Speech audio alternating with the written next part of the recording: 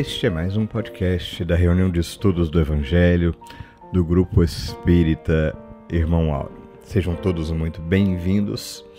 O nosso objetivo aqui é estudar o Evangelho à luz da doutrina espírita. E para isso nos utilizamos das várias obras básicas da doutrina espírita e das obras subsidiárias. Atualmente estamos seguindo a sequência do livro Jesus no Lar, de Neio Lúcio, psicografia de Francisco Cândido Xavier. Hoje abordaremos o capítulo 28, intitulado A Resposta Celeste. E o podcast de hoje, que tem por coordenadora a Cláudia, tem uma grata surpresa. Eu vou dar um spoiler para vocês, né? A Suzy, que vai também participar da live com a Cláudia, também tem uma participação muito especial. E eu vou dizer para vocês, eu acredito que é surpresa até para ela, essa participação. Daqui a pouquinho a gente vai ter o prazer de escutar juntos, mas tem uma questão que eu gosto muito. Os questionamentos embasados no estudo, né? Provocando a nossa reflexão. Isso é muito bom. Vocês vão ver daqui a pouquinho, tá? E também, já aproveitando, reforçando, já fica aqui o convite para você participar da nossa live que acontece no nosso canal do YouTube. E como sempre, a gente ouve aqui, fica o gostinho de quero mais, porque não dá tempo da gente falar tudo. A live é muito melhor, né? Porque também a gente vai conversar e é melhor com a tua participação, sem dúvida. Mas não se preocupe, se não der para estar junto, fica gravado lá, acesse posteriormente. Na live, a Cláudia vai estar de volta com a Suzy, mais a participação do Ítalo, da Alana, enfim, vamos estar juntos aprofundando aqui. No final, a gente tem o nosso momento de oração. Iniciamos hoje, só para variar, com mais uma poesia lindíssima de Maria Dolores. Se você quiser, coloque a água para fluidificar, enfim. Fiquemos juntos até o finalzinho. Lembrando que a gente também coloca uma série de referências de outras mensagens, se você quiser aprofundar o assunto, na descrição, tanto aqui quanto do YouTube, tá? Então fica juntinho da gente, porque agora a gente quer te convidar de coração. Vamos ouvir?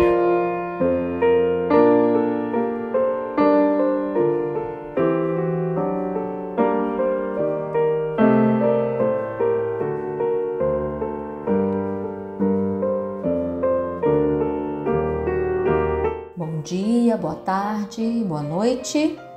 É uma alegria estarmos juntos para mais um estudo do Evangelho.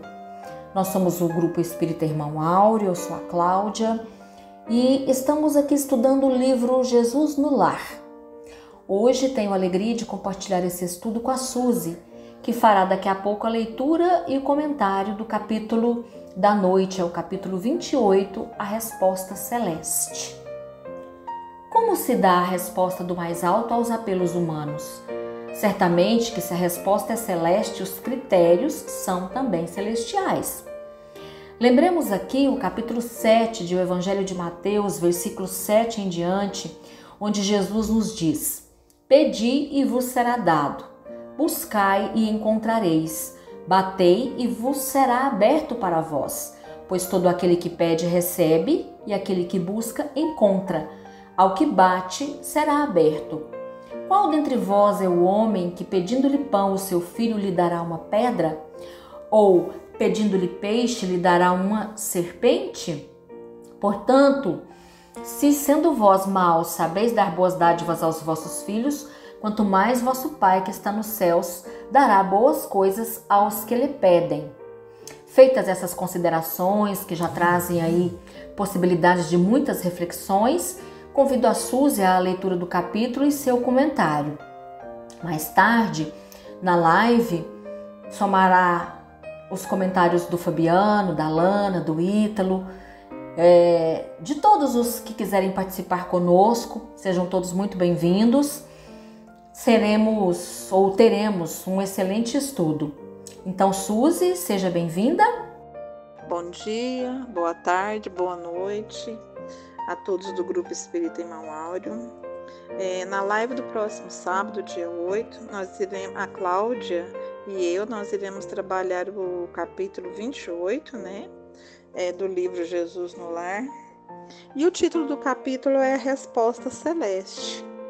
É uma lição muito interessante que fala das nossas súplicas, né, quando endereçadas ao nosso Pai. E eu falei do capítulo, né, para a gente trabalhar ele, e vamos à leitura do mesmo. Então, vamos lá. A resposta celeste. Solicitando Bartolomeu esclarecimentos quanto às respostas do alto às súplicas dos homens, respondeu Jesus para elucidação geral. Então ele vai contar, né? Jesus vai contar. Antigo instrutor dos mandamentos divinos, ia em missão da verdade celeste de uma aldeia para outra, profundamente distanciadas entre si, fazendo-se acompanhar de um cão amigo, quando anoiteceu, sem que lhe fosse possível prever o número de milhas que o separavam do destino. Reparando que a solidão em plena natureza era medonha, orou implorando a proteção do Eterno Pai e seguiu. Noite fechada e sem luar, percebeu a existência de larga e confortadora cova à margem da trilha em que avançava, e acariciando o animal que o seguia vigilante, dispôs-se a deitar-se e dormir. Começou a instalar-se pacientemente, mas espessa nuvem de moscas vorazes o atacou de chofre, obrigando-o a retornar o caminho. O ancião continuou a jornada quando se lhe deparou o volumoso riacho, num trecho em que a estrada se bifurcava.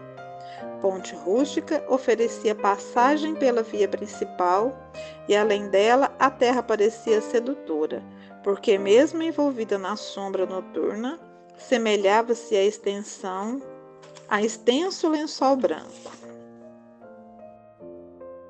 O santo pregador pretendia ganhar a outra margem, arrastando o companheiro obediente, quando a ponte que se desligou das bases, estalando e abatendo-se por inteiro. Sem recursos agora para a travessia, o velhinho seguiu pelo outro rumo e, encontrando robusta árvore ramalhosa e acolhedora, pensou em abrigar-se convenientemente, porque o firmamento anunciava tempestade pelos trovões longínquos. O vegetal respeitável oferecia asilo fascinante e seguro no próprio tronco. Dispunha-se ao refúgio, mas a ventania começou a soprar tão forte que o tronco vigoroso caiu, partindo sem remissão. Exposto então à chuva, o peregrino movimentou-se para diante. Seguiu em frente, né? Depois de aproximadamente 2 milhas, encontrou um casebre rural, mostrando doce luz por dentro, e suspirou aliviado. Bateu à porta. O homem ríspido que veio atender foi claro na negativa, alegando que o sítio não recebia visitas à noite e que não lhe era permitido acolher pessoas estranhas. Por mais que chorasse e rogasse, o pregador foi constrangido a seguir além. Acomodou-se como pôde debaixo do temporal, nas cercanias da casinhola campestre. No entanto, a breve espaço notou que o cão, aterrado pelos relâmpagos sucessivos, fugiu ao uivar, perdendo-se nas trevas. O velho, agora sozinho, chorou angustiado, acreditando-se esquecido por Deus, e passou a noite ao relento. Alta madrugada, ouviu gritos e palavrões indistintos, sem poder precisar de onde partiam. Intrigado, esperou o alvorecer, e quando o sol ressurgiu resplandecente, ausentou-se do esconderijo, vindo a saber, por intermédio de camponeses aflitos, que uma quadrilha de ladrões pilhara Choupana, onde lhe fora negado o asilo, assassinando os moradores. Repentina luz espiritual aflorou-lhe na mente. Compreendeu que a bondade divina o livrara dos malfeitores e que, afastando dele o cão que uivava, lhe garantira a tranquilidade do pouso. Informando-se de que se seguia em trilho oposto à localidade do destino, empreendeu a marcha de regresso, para retificar a viagem. E junto à ponte rompida, foi esclarecido por um lavrador de que a terra branca do outro lado não passava de pântano traiçoeiro em que muitos viajores imprevidentes haviam sucumbido. Continuando, né? O velho agradeceu o salvamento que o pai lhe enviara e quando alcançou a árvore tombada, um rapazinho observou-lhe que o tronco dantes acolhedor era covil de lobos. Muito grato ao Senhor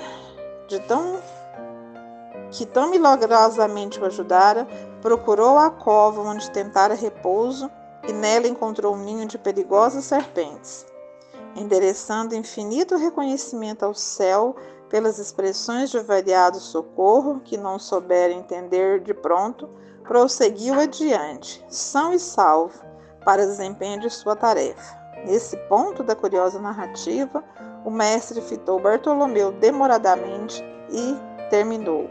O Pai ouve sempre as nossas rogativas, mas é preciso discernimento para compreender as respostas dele e aproveitá-las. Eu vi aqui no dicionário, né, que o discernimento é uma capacidade de compreender situações, de separar o certo e o errado. Outra, capacidade de avaliar as coisas com bom senso e clareza, juízo, tino. Fazendo uma analogia, não sei se a gente poderia fazer essas comparações, mas se fizermos uma analogia com o texto, né? Com a nossa vida, eu estava aqui pensando, quando ele estava falando, tipo miudinho, né? Quando ele estava falando assim, ó, de uma aldeia para outra, que o ancião ia de uma aldeia para outra, que essas aldeias eram profundamente distanciadas entre si. Será que faria sentido se nós dissermos que essa aldeia seria uma reencarnação para outra? E esse cão amigo que aparece no texto, eu fiquei pensando se a gente não poderia comparar com o anjo da guarda, os parentes que velam por nós no mundo espiritual, porque eles ajudam a carregar a nossa cruz, embora eles não possam, embora os problemas sejam nossos, eles podem assim ajudar, mas não carregar, porque o nosso problema é o nosso problema. Mas eles sempre estão assim disponíveis a nos ajudar, a nos dar força, a nos orientar, né? E outra coisa, essa solidão que ele falou que na natureza, que ele se sentiu só, né? Eu pensei se não estaria nesse momento crucial das nossas encarnações, quando a gente está diante dos nossos problemas. Porque tem alguns momentos na nossa vida que ele é crucial, né? É como num filme, que eu tenho aquele momento do filme que é o drama, né? Aquela parte assim que o personagem passa, mas é um problema somente dele, que não tem como a gente colocar na porta do outro. E aí muitas vezes a gente se sente sozinho, né? Quando ele disse que a cova era larga e reconfortadora, eu pensei foi nas facilidades materiais. Muitas pessoas, ou nós mesmos, podemos ter passado por essas facilidades materiais que nos cegaram, né? E essa ponte rústica que oferecia passagem para uma terra sedutora, a gente poderia, assim, vocês são, eu pensando, eu interpretando, se não poderia ser locais que podem exacerbar nossos vícios. Por exemplo, se eu sou uma pessoa que eu tenho a tendência à bebida alcoólica, então, assim, é atraente um bar, uma vida noturna, uma boemia, e isso vai fazer exacerbar o meu vício. Vai fazer, em vez de eu lutar com ele para eu diminuir isso, talvez essa sedução possa fazer com que ela continue presente nessa vida e às vezes até mais forte que a outra. Não consiga vencer o vício, né? Com relação à árvore robusta, ramalhosa e acolhedora, às vezes muitas coisas que parecem ser boas, se a gente não prestar muita atenção, pode nos enganar e fazer a gente se perder as esperanças. Por exemplo, tem certas situações que não são verdadeiras ciladas para a pessoa muito ingênua. Às vezes a gente confiar demais de uma pessoa, abrir muito o coração, tipo assim, vai dando corda para alguém e ela pode usar essas nossas dificuldades, essa nossa ingenuidade, inexperiência, até contra nós mesmos. Então existem pessoas, infelizmente, no mundo que usam das nossas fraquezas para se voltar essas fraquezas contra nós mesmos. Agora, na parte do acolhimento, ser acolhida Não, vamos lá. A parte do casebre, essa parte eu queria falar. No casebre, né? É um lugar que parecia seguro, mas que na verdade era um lugar muito perigoso. Tanto é que ele foi pilhado, né? Foi saqueado.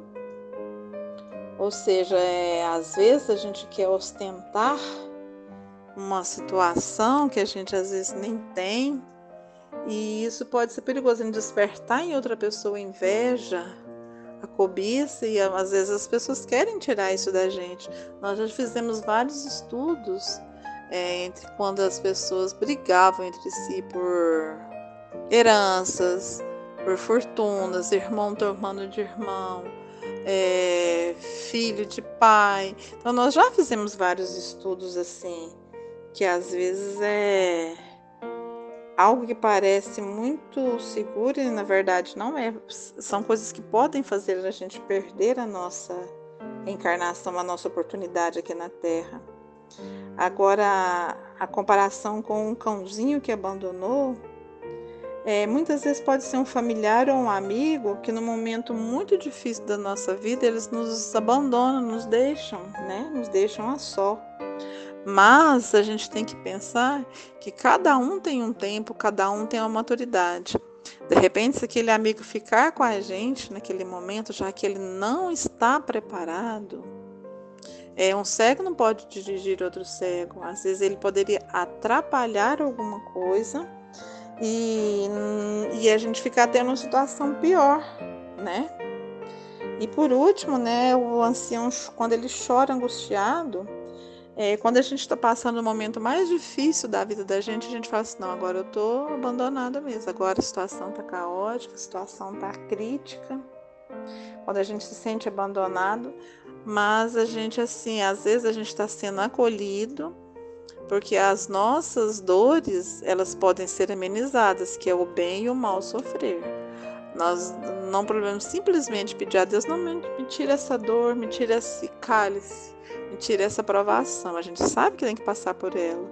Muitas vezes a gente tem que pedir força e sabedoria para saber passar por ela. Já que nós temos que pagar ceitil por certil quando as leis de Deus não são cumpridas, que a gente tenha pelo menos a sabedoria para passar esses momentos muito difíceis.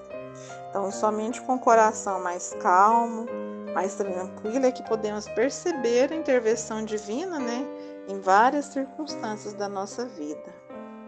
Que o Pai sempre vai ouvir nossas rogativas. Onde o texto fala que é preciso discernimento, né, para compreender as respostas dele e aproveitar. Então eu fiz essa comparação e eu não sei se está certo, mas é assim, uma visão minha, né? Sim, né, Suzy, são reflexões muito importantes, onde a gente pode compreender então que o papel da divindade é atender às nossas necessidades de crescimento e progresso espiritual. E para isso, as circunstâncias da vida servem ao burilamento de nossas almas, aparar nossas arestas, ampliar nossa consciência, para que os nossos pedidos ao Pai estejam em consonância com a lei divina. O autodescobrimento, a busca da verdade fazem parte deste processo. Cabe a cada um de nós entender, conforme conclui a narrativa de Néio Lúcio, e compreender as respostas do mais alto como convite a prosseguir confiantes no futuro e com fé em Deus. Muita paz. Iniciamos o nosso momento de oração com a poesia Visão Nova, de Maria Dolores. O homem, para carregar a cruz, seguindo os passos de Jesus, não hesitará no grande esforço. Pensará na beleza do reino e ascenderá monte acima na visão nova do ideal, ofertando seus braços fortes ao trabalho, nem perderá tempo na inutilidade. O homem que coopera para a vida melhor encontrará serviço dia a dia em derredor de si. Será sempre ele a melhorar-se acompanhando o Mestre. Não terá desânimo ou tristeza, transformando lâminas e canhões em recursos de paz. Suportará a cruz que lhe compete, perdoando 70 vezes 7, a ofensa que venha a receber. Não ferirá a ninguém, porque vive em Jesus, para a força do bem. E, escalando monte a monte, chegará o momento em que mais fará do sofrimento frutos de experiência no caminho, porque terá vencido pedra e espinho, em paz consigo mesmo. Vindo a vida do alto, anotará as maravilhas das maravilhas do universo. Refletirá no coração as luzes do Senhor, mesmo sem conhecê-las.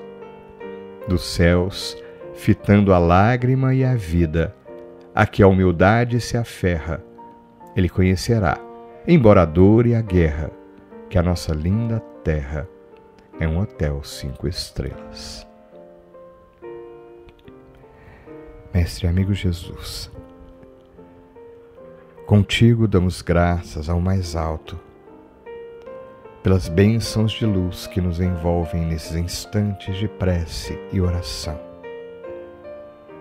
Que as vibrações do teu Evangelho, Mestre amigo, possam ser a água viva que banha os nossos corações, renovando-nos a energia e a disposição. E para que nesta prece, sintonizando com o mais alto, possamos buscar o refazimento e o ânimo que sempre precisamos, quaisquer que sejam as circunstâncias da vida. Relembrando-te a doce figura, Mestre Jesus, quando caminhava conosco, lado a lado, nos dando as tuas vibrações de amor e de fortaleza.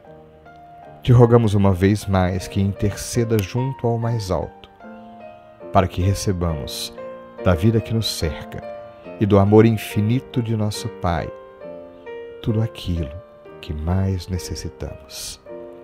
Que a tua luz, Mestre amigo, nos envolva, amparando-nos e protegendo-nos. E também te rogamos, Mestre querido, por todos os que necessitam, que os nossos familiares, parentes e espíritos vinculados a nós possam receber o nosso afeto e o nosso carinho, o amor das nossas vibrações nesses instantes.